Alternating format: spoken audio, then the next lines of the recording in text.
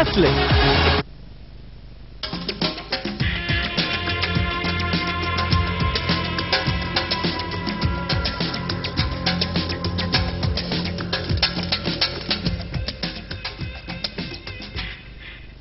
مساء الخير واهلا بيكم. النهارده يوم الاحد وده بيبقى دايما موعدنا مع خليك في احسن حالاتك مع نسلي. بنتكلم النهارده في فقرتنا عن صحه العيون، ولكن مش صحه العيون بشكل عام، ولكن يمكن جزء دقيق جدا في العين وهو القرنيه. القرنيه هي الغطاء الخارجي للعين. هنتكلم عنها النهارده. اولا هنعرف ايه تفاصيل او انواع المشاكل اللي بتحدث او بتصيب القرنيه، اسباب هذه المشاكل والامراض ايه، واذا كان في كمان طرق للوقايه منها يبقى بالتاكيد ده هنعرفه النهارده، واحدث اساليب العلاج لمشاكل القرنيه. اسمحوا لي في البدايه ارحب بضيفنا الموجود ومشرفنا النهارده لاول مره، الاستاذ الدكتور احمد المصري، استاذ طب وجراحه العيون بكليه طب جامعه اسكندريه وزميل جامعه جونز هوبكنز الامريكيه. مساء الخير يا دكتور. اهلا مساء النور يا فندم. اهلا بحضرتك. اهلا بيك. اولا عايزين برضو يا دكتور يعني تعريف كده من حضرتك لما هي القرنيه بالظبط. هو ببساطه شديده بنقول دايما ان لو ده جزء مقطعي في العين، فالجزء الخارجي الواقي لمقله العين بيتكون من جزئين. الجزء القداماني بنسميه القرنيه وده بيمثل سدس الجزء الواقي، والجزء الخلفي اللي هو البياض بتاع العين اللي بنسميه الصلبه، عشان هي بتبقى جامده قوي بتستحمل اي خبطات او اي حاجه بتيجي فيها. فالقرنيه عامله زي الشباك اللي الضوء بيخش منه جوه الكاميرا دي، اللي جسمها مصمت من بره عشان تخش على الشبكيه وتستقبل الضوء. فالشباك اللي بيدخل نور جوه العين هو القرنيه. القرنيه دي بتبقى عامله زي نص الكره بالظبط، ليها انصاف اقطار، لازم الانصاف الاقطار تكون متساويه. عدم انتظام انصاف الاقطار بيخلي الضوء لما بيجي على القرنيه بيقع على اكتر من نقطه على الشبكيه، وده اللي بنسميه انحراف القرنيه او اللا نقطيه او الاستجماتيزم. ودي اول حاجه من مشاكل القرنيه اللي هي عيوب الابصار. كلنا نسمع حد عنده قصر نظر، طول نظر، استجماتيزم. يجي دايما العين يسالك يعني ايه كلمه استجماتيزم؟ بيفهموا قصر النظر يعني الواحد بيشوف الحاجه القريب بس ما بيشوفش الحاجه البعيد، لان الاشعه لما بتيجي تقع على القرنيه بتتجمع قدام الشبكيه. طول النظر العكس، لكن كلمه الاستجماتيزم ما بتبقاش مهضومه قوي. فببساطه هي عدم انتظام تكور القرنيه اللي بيؤدي ان في اكتر من نص قطر بانصاف اقطار مختلفه بتقع على اكتر من نقطه، فالواحد يشوف الحاجه وحواليها خيال. ودي حاجه بتبقى مهمه جدا في الاطفال بالذات. يعني بيهمنا يشوف الحاجه مزغلله تقصد يا دكتور، كانه ليها ظل. هو اكتر من حاجه، يا المزغلل ان الحاجه ما تبقاش ان فوكس، ما تبقاش شارب، ما تبقاش حاده، ما تبقاش في فوكس عليها، ما تبقاش فوكس عليها. ده ممكن يكون قصر او طول. لكن الاستجماتيزم زي ما حضرتك بتقولي ان الحاجه وحواليها شادو او حواليها خيال، او لو مثلا حاجه مدوره يجي يرسمها انها اوفال يعني بيضاويه. فبيبقى مهم جدا جدا في الاطفال اننا ناخد بالنا من العيوب الخلقيه اللي هي عيوب الابصار عامه. هي اشهر حاجه ان الواحد مثلا ياخد ابنه للدكتور بيكشف عليه بالصدفه الدكتور يقول له ده ابنك محتاج لنضاره. فبيبقى مهم جدا جدا برضو دايما بنقول للناس اكشفوا على اولادكم لان ممكن يكونوا محتاجين لنضارات وانت مش واخد بالك، وعمر الطفل ما هيقول انا شايف مزغلل. والاهم لو عين واحده، يعني ممكن الطفل يتولد يعني الاثنين كويسين وسلام جدا جدا لكن شايف بعين كويسه والعين الثانيه بتبقى ضعيفه شويه.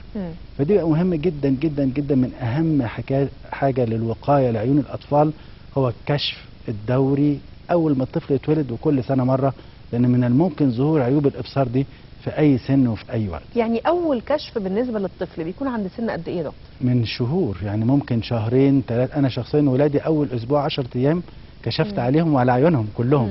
حطيت لهم قطر التوسيع واطمنت ان ما حدش عنده قصر ولا طول زياده عن الطبيعي. ده بيظهر حتى في السن الصغير؟ بيظهر في اي مرات بيبقى فيه عيوب خلقيه بتبان، ومرات في حاجات بتبان في السنه الاولى، حاجات بتبان في ال10 سنين الاولى، حاجات بتبان في ال20 سنه الاولى زي مشاكل القرنيه اللي احنا عايزين نتكلم عليها. ايه ابرز بقى او اهم المشاكل والامراض اللي بتصيب القرنيه؟ حضرتك ذكرت طبعا انه الاستجماتيزم يمكن اشهرها واكثرها انتشارا. بالزبط. ايه كمان يا دكتور هو الاستجماتيزم ده بقى لو اتغير شويه او زاد شويه عدم انتظام تكور القرنيه يؤدي الى مرض بنسميه القرنيه المخروطيه.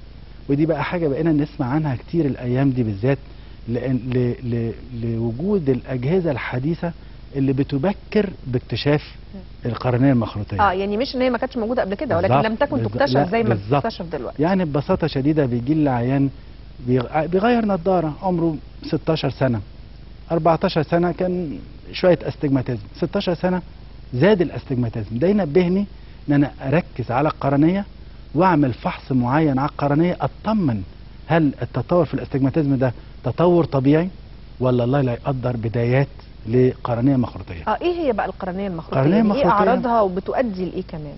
القرنيه المخروطيه ببساطه كتعريفها ان القرنيه بدل ما هي منتظمه التكور زي ما بنقول، بيبقى انصاف الاقطار غير منتظمه التكور بس بدرجه عاليه، فبتبتدي تبقى عامله زي المخروط او زي القمع او زي القرطاس او زي الجبل، بتبقى مدببه. فهنا طبعا بتمر بمراحل، مرحله بسيطه ومتوسطه ومتقدمه. كل ما تكتشف في مرحله بسيطه كل ما علاجها بيكون اسهل وكل ما نتائجها بتكون احسن. لو اكتشفناها بس في المرحله ان انا الاستجماتيزم زاد عندي شويه ورحت للدكتور عملت فحص للقرنيه اكتشفت ان في قرنيه مخروطيه، هنا بنعمل حاجه اسمها تثبيت للقرنيه، بنثبتها على الوضع اللي اكتشفناه فيه. فهنا العين بيتعالج من بدري جدا. لو تقدمت شويه وبقى فيها بروز اكتر بنلجا لحاجه اننا عايزين نسطح القرنيه نرجعها لما كانت عليه، فبنركب حاجه اسمها حلقات في جسم القرنيه ثم نثبت القرنيه على الوضع الجديد. لو اكتشفت في مرحله متقدمه قوي، في المرحله الثالثه اللي ما ينفعش فيها حلقات ولا تثبيت، بنعمل ترقيع القرنيه او زراعه القرنيه، والاثنين بنفس المسمى، اننا نشيل القرنيه دي ونحط مكانها قرنيه ثانيه. طب دي اسبابها ايه يا دكتور القرنيه المخروطيه؟ في الغالب بتبقى اسبابها مش خلقيه لكن وراثيه، فيها عامل وراثي لم يكتشف لغايه النهارده السبب المباشر ليها، لكن لقوا انها بتظهر 12 14 16 18 سنه، بتبقى في اكتر من فرد في العيله، بيبقى في ضعف في الانسجه المكونه للقرنيه. ده من احد الاسباب. من الاسباب المشهوره جدا كمان كثره الدعك في العين. عشان كده الناس الاطفال اللي بيجي لهم الرمد الربيعي نقول لهم اهم حاجه ما تدعكوش في عينيكم كتير، لان الدعك المستمر ده طفل هيدعك 5 مرات في اليوم 365 يوم في السنه غير ما بيدعكش في عينه خالص. طب والبكاء بقى الكتير، الاولاد اللي بيعيطوا كتير ويقعدوا يدعكوا عينيهم يعيطوا زي ما هم عايزين. طب ما هو دول برضه ممكن من البكاء ويفرقوا في عينيهم. هو ده اللي مش صح فعلا. ما انا مش قصدي على البكاء نفسه، ما انا قصدي البكاء وما ينتج عنه. في اولاد بتعيط وبتقعد تدعك في عينيها، ده برضه غلط؟ فعلا ده طبعا غلط. دعك العين ده غلط جدا، لان كتر دعك العين ده ممكن يزود الاستجماتيزم ويؤدي على المدى البعيد للقرنيه المخروطيه. مشكله القرنيه المخروطيه انها الشاب او اللي بيكتشف عنده بيكون طالب في كليه هندسه، في طب، طالب في اي كليه، او حتى شغال وعامل ومنتج، وفجاه يحس ان نظره بيتدهور، شكواه كل شويه بغير النضاره باستمرار، وفجاه لقيت نفسي ما بقتش شايف كويس، يكشف عند الدكتور يقول انت محتاج عمليه زراعه قرنيه او ترقيع قرنيه. بتبقى مشكله كبيره طبعا، غير الناحيه الماديه ووجودها والافيلابيلتي في توفرها، لا دي عمليه وبتحتاج لمتابعه فتره طويله. فالواحد فعلا بينصح دايما الاكتشاف المبكر للقرنيه المخروطيه، بيفرق كتير جدا في العلاج. والاكتشاف المبكر ملوش مجال غير ان احنا بنعمل كشف دوري يعني، او الفحص الدوري اللي حضرتك قلته. بتقول حضرتك من اول الولاده يعني بتنصح بالكشف الدوري، وبعد كده كل قد ايه يعني، حتى اذا كانوا اولاد يعنيهم سلام سليمه باذن الله، ولكن برضو المطلوب كشف كل قد ايه حتى وان ما كانش فيه مشكله؟ كل سنه مره، لازم نطمن على عين الاطفال الصغيرين كل سنه مره. الحكايه بسيطه جدا، حضرتك كل سنه بتجيبي له تيشيرت مقاس مختلف، فكل ما بيكبر كل ما العين نفسها بتكبر، لكن في حدود، لكن لو كبرت عن الحدود الطبيعيه هتؤدي الى قصر نظر. ومن الصعب ان الطفل يجي يشتكي يقول انا مش شايف كويس. حضرتك دايما اللي بتكتشفي كطبيب بيكتشف ان الطفل هو مش شايف كويس، لانه لغايه سن معين ما بيبقاش عنده الوعي او القدره على التعبير، أو الإدراك يعني بالظبط. طب دكتور حضرتك بتقول القرنيه المخروطيه، الاستجماتيزم، ايه تاني يعني ابرز مشاكل العيون اللي حضرتك بتشوفها في عيادتك؟ هو طبعا زي ما تحديدا المرتبطه بالقرنيه طبعا. يعني حضرتك قلت حته التخصصات دلوقتي خلت الواحد بيشوف مشاكل عيوب الابصار، مشاكل القرنيه، بغير بقى حته القرنيه المخروطيه زي الالتهابات في القرنيه والقرح في القرنيه والالتهابات الفطريه والبكتيريه، حاجات كتير جدا. مشاكل العدسات اللاصقه من الحاجات اللي الواحد برضه بيشوفها كتير جدا. في العياده. طبعا ليها تاثير ايضا العدسات اكيد، اللاصقه ما دي على نقطه برضه القرنيه. عايزين نقولها للناس مهمه قوي. في انواع من العدسات اللاصقه زي ما احنا عارفين، العدسات اللاصقه الصلبه والعدسات اللاصقه الرخوه. الصلبه بتستخدم كانت كتير اكتر زمان عشان تعالج الاستجماتيزم العالي. الرخوه بقت اكثر انتشارا لانها اسهل استخداما، لكن في نفس الوقت هي اكثر ضررا لو لم تعامل بالطريقه السليمه، بمعنى النظافه والعنايه، وناخد بالنا ان العدسه مش مقطوعه، مفيش اي تغيير في لون العدسه، واستخدامها الاستخدام المظبوط. بمعنى ايه؟ في انواع من العدسات الرخوه، عدسه يوميه وعدسه ممتده. اليوميه لازم تبقى يوميه، يعني لازم تتقلع كل يوم بالليل قبل ما ننام.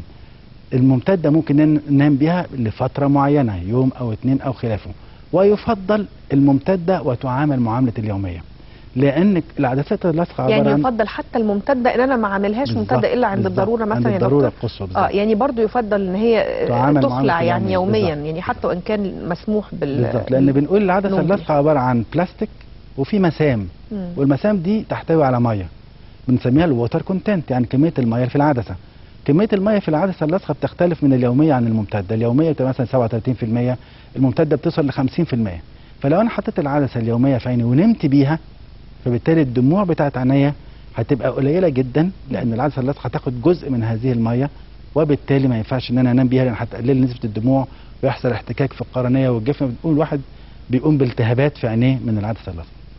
حل بقى موضوع العدسه اللاصقه طبعا علاج القصر والطول بالليزر طبعا، او الليزك بالذات. وده بيكون في اي مرحله عمريه بقى يا دكتور؟ طبعا بنقول عاده والاغلب بيكون بعد ثبوت النظر، وثبوت النظر بنقول او ثبات النظر بمعنى ادق. ثبات النظر بيكون ما بين سن 18 و20 سنه عاده. بعض الناس بعد كده بيفضلوا ينزلوا ربع نص، لكن في الغالب 20 21 بيحصل ثبات للنظر، وهنا نقدر نتدخل لعلاج قصر او طول النظر او الاستجماتيزم، بفرض ان كل شيء سليم في العين، وبفرض ان في ثبات في النظر، وبفرض ان العين تسمح بالليزك. لان في بعض العينين رغم انها تكون سليمه جدا نقول لا يا جماعه دي خدوا بالكم هنا القرنيه دي ما تستحملش الليزك، يعني مفيش داعي نعمل ليزك، في وسائل تانية. او الحديث جدا ان القرنيه مثلا رفيعه، القرنيه دي لها سمك معين، لازم نسيب جزء معين ممنوع لمسه. القرنيه سمكها من اقل من نص مللي لاكثر من نص مللي بشويه، 4 من 10 مللي 6 من 10 مللي، فلازم نسيب ال 4 من 10 مللي دول ممنوع لمسهم. لينا نتحرك في ال 200 مايكرون اللي بين ال 400 وال 600 دول. فبالتالي لو لقينا مثلا واحد سمك قرنيته 470 مايكرون مثلا وعايز يعمل عمليه عشان يصحح الابصار، هنقول له لا ما ينفعلكش، ما ينفعلوش كان زمان. حديثا بقى في ما نطلق عليه بقى بالفيمتوليزك.